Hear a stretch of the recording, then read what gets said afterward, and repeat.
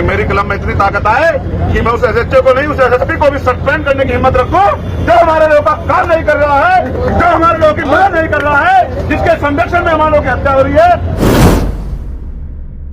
और यही हमारी ताकत का बनने का काम यहाँ शुरू होगा।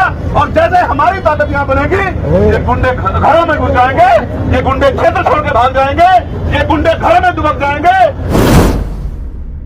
सिर्फ नारा लगाने से या मोटरसाइकिल दौड़ाने से काम नहीं चलेगा। बिना राजनीतिक शक्ति के हम इनका मुकाबला नहीं कर सकते। चंद्रशेखर भैया, अगर आज मेरे हाथ में ताकत होती तो मैं इस मीडिया को यही सरकारी नौकरी की घोषणा करवा के दिखाता हूँ। उत्तर प्रदेश में भाजपा को ताकत दे रखी है और भाजपा के लोग सत्ता में बैठे हैं और ऐसे मुख्यमंत्री बैठे हैं जिनके राज में दलितों को घर से खींच के मारा जा रहा है। आज अपने एक अपनी ताकत बनाई है नगीना के जरिए, तो आपकी बात मजबूत हुई है, आपकी सुनवाई भी होने लगी है, आपकी बात का दम हुआ है। ताली मत बजाओ, सुन लो, ये ताली बजाने का, नारा लगाने का समय नहीं है, क्योंकि हमने अपना भाई खोया। एक नहीं कई भाई का एक और बहन बैठी है जिसके 3 बच्चे हैं, वो भी उम्मीद लगा के बैठी है कि भाई चंद्रशेखर आएंगे, मुझे न्याय दिलाएंगे। माननीय मंत्री जी और तमाम लोग, हमारे जिला संगठन के लोग, हमारे मंडल के लोग लगातार इस लड़ाई को लड़ रहे हैं, प्रदेश के लोग भी लगातार इसमें सहयोग कर रहे हैं। लेकिन आप ये सोचो, क्या हम इनको पूर्णतः बंद नहीं करा सकते? कि हत्या हो ही नहीं, किसी बहन बेटी का अपमान हो ही नहीं, किसी गरीब को बेइज्जत किया ही नहीं जाए, क्या तार की बाट लगाकर लोगों की हत्याएं जो की जा रही है ये बंद हो जाए? अगर हम ऐसा करना चाहते हैं तो मैं अलीगढ़ के लोगों को भी इशारे के तौर पर कह रहा हूं, अगर वास्तविकता मुझसे प्यार करते हो, वास्तविकता में चाहते हो कि मेरी कलम में इतनी ताकत आए कि मैं उस एसएचओ को नहीं, उस एसएसपी को भी सस्पेंड करने की हिम्मत रखूं जो हमारे लोगों का काम नहीं कर रहा है, जो हमारे लोगों की मदद नहीं कर रहा है, जिसके संरक्षण में हमारे लोगों की हत्या हो रही है, तो फिर राजनीतिक ताकत देने में मदद कराओ। खैर का उपचुनाव आ गया है, मेरे नौजवान साथियों, आज से ही अपनी ताकत बनाने के लिए लगो। और इस बार जब खैर में उपचुनाव हो 6 महीने के अंदर, तो आजाद समाज पार्टी का मेंबर ऑफ असेंबली एमएलए वहां से जीत के जाना चाहिए। यही इस परिवार को सच्ची श्रद्धांजलि होगी और यही हमारी ताकत का बनने का काम यहाँ शुरू होगा।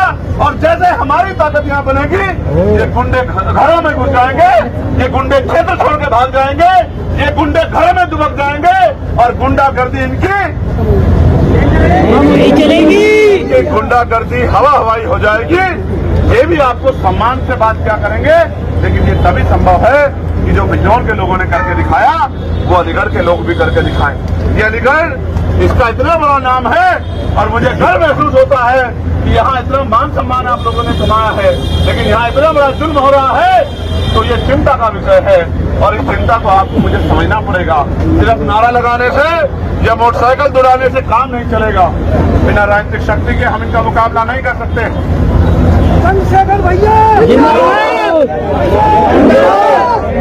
ये जो नारे लगाते हैं ये काम नहीं करना चाहते हैं, ये नारा लगा के बात को खत्म करना चाहते हैं। मगर मुझे बताओ, अगर आज मेरे हाथ में ताकत होती तो मैं इस मीडिया को यही सरकारी नौकरी की घोषणा करवा के दिखाता हूँ। उत्तर प्रदेश में भाजपा को ताकत दे रखी है और भाजपा के लोग सत्ता में बैठे हैं और ऐसे मुख्यमंत्री बैठे हैं जिनके राज में दलितों को घर से खींच के मारा जा रहा है, पिछड़ों को गंद लगा के मारा जा रहा है और धर्म के नाम पे मुसलमानों को पड़ रहा है। कोई सुनवाई करने वाला नहीं है। आप मुझसे उम्मीद लगाते हो, मैं आपकी उम्मीद पर खड़ा करने के लिए तैयार हूँ, लेकिन जब तक आप मुझे ताकत नहीं दोगे मैं क्या करूँ?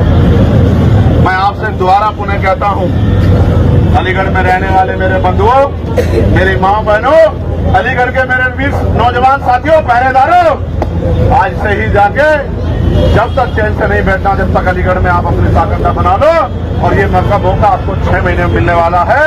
उसी दिन ये एहसास हो जाएगा गुंडों को कि अब चंद्रशेखर आजाद बहुत ताकतवर होगा, अब आजाद समाज पार्टी बहुत ताकतवर होगी, अब भीम आर्मी बहुत ताकतवर होगी। इनके खिलाफ हम लोग गुंडागर्दी नहीं कर सकते हैं, उनके हौसले पर हो जाएंगे और जुल्म जाति बंद हो जाएगी और हमारे हाथ में इतनी ताकत भी होगी कि हम अपने लोगों के लिए अवसर भी पैदा कर सकें। लेकिन दुख की बात यह है कि संख्या इतनी होने के बाद भी हम जुल्म जाति सह रहे हैं। इसलिए मैं आपसे ये उम्मीद भी करता हूँ कि आप मेरी बात को पहरेदारी देंगे और यहाँ से जाने के बाद अपनी जिम्मेदारी खैर विधानसभा में लाके लगा के और भाईचारा बना के खैर में अपनी ताकत बनाने का संकल्प यहाँ लेंगे। लोगे नहीं लेंगे बताओ? ऐसे हाथ उठा के मुट्ठी बंद करके बताओ। जो हाथ उठाएगा उसी को माना जाएगा कि वो पार्टी का बंदा है। पीछे हो जाओ, ये पीछे देखो ये जुर्म जाति की बेड़ियां काटना इतना आसान नहीं है। बहन बेटियों की सुरक्षा करना आसान नहीं है। इन गुंडों से अपने गरीब परिवारों का संरक्षण करना आसान नहीं है, क्योंकि कहीं ना कहीं गुंडों को सत्ता का संरक्षण प्राप्त हो रहा है। इसलिए अगर सत्ता संरक्षण को तोड़ना है तो पहले उनसे राजनीतिक ताकत छीननी पड़ेगी।